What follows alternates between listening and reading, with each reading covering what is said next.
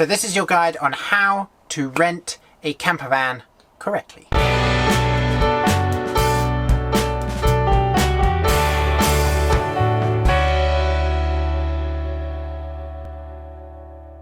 Okay, so we found a place with lots of camper vans and camper van looking stuff, but we don't know where the entrance is. We're assuming it's there. That one there, Muskingatten 2, is apparently the address. But it doesn't say entrance anywhere. There is a door. Doesn't look too entrancey. Let's go where the camper van's at. See, it's not just a hotel.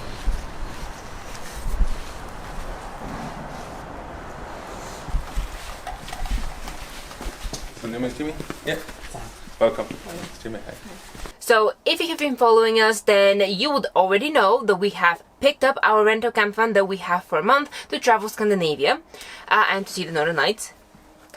But we decided to take this section of picking up the van part of the moving in video out, so we can give you a more detailed description of what you need to do when you actually pick up the van, instead of giving you a 30-minute video where basically you just get lost and click off and run away. The first and most important thing that you should do with any rental vehicle, this is not just camper vans, but with any rental vehicle, is to take pictures and video, or both. We took both, because that's what we like. Any damages at all, any chips, scratches, bumps, dents, make sure your phone and your camera are on the correct time and date setting, so that basically if there is a problem down the road, usually there isn't, but if there is, then you have a time and date stamped photo.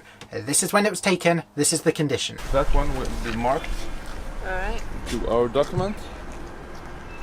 Yeah. Otherwise, actually, I don't have seen any other. So just that. Yeah. It is vital that you're not scared to ask questions and to speak, because that is the only way that you'll be sure that everything's okay. So leave it open if it goes below zero. Yeah. And we don't empty the whole water system if it goes below zero. Yeah. No, you can leave the heat on. So just the wastewater tank. Just what's outside. Yeah. So the tank is inside. The water tank is inside. The fresh water, yes. The fresh water is inside, but the grey water is outside. Yeah. Okay. Good to know. Because that's one of our major questions. I mean, the manager, the guy that we picked the van from, Jimmy, his name is. Your name is Jimmy? Yeah.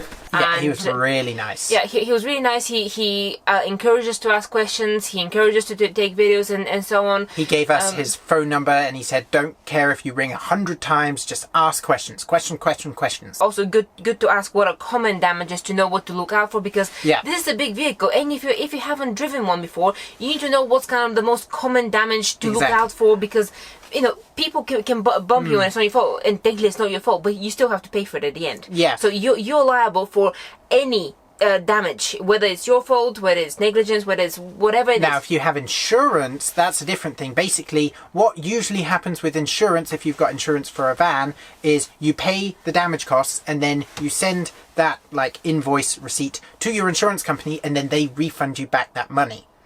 But any damages you pay for immediately, and if your insurance covers it, then you can get a refund from them. Upon pickup, the insurance ask, because what he just said is technically how all insurances work, but you need to double check both with your insurance company and with your rental company to know how that works. Another thing that you need to check before coming inside the vehicle is the engine, because even though most camper vans and rental cars are pretty new, hence they don't really need to pay for mechanical damage or roadside assistance or such, you still need to check the engine, check all the levels, check the oil, make sure it doesn't look like it's going to explode or it's leaking. Mechanical checks, equally as important as scratches. Again, because if you set off and there's no oil and the engine breaks, it is your fault, unfortunately. And then once you've checked the outside and the engine, have a guess where you need to check next? Inside. Again, video, photos, anything that is damaged. We tell our customers not to pull any heavy stuff like water bottles and so on. They can fall down on the table. And it looks like a very hard surface, but it's paper inside. So. Okay. Yeah, I can see it. I got it. Ah, yeah. Yeah. Okay. Anything that you have booked to have in your vehicle, so bedding, spoons, cooking utensils, and other stuff, check that they're there, because they're supposed to be there, and you don't want to seem like you A, lost them, and B, you kind of need them for traveling and living in the van. And also, you should check that you know how to work every single switch, knob, electronic device, drawer. It may seem silly, but drawers can be a nightmare sometimes if they have special locks on them. Check you know how everything works and ask questions. This is more than a car. It's a fully fledged home that sort of works like your house, but not quite. Yeah. And if you don't really know how, to operate the gas bottles, or to operate the oven, or to switch the water, or to deal with freezing, and how to empty the water system, how to clean toilet casket, is a casket,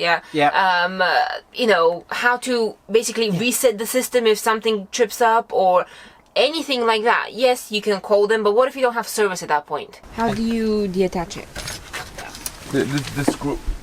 So just unscrew. You unscrew it and then it's out. Yeah. First of all, close the valve. And if there should be a leakage, would that container, how would we know? There's a hole in the floor underneath. There's a hole in the floor, and is there but a gas sense is very smelly, so Yeah. you'll feel it like in Okay. below 1 second.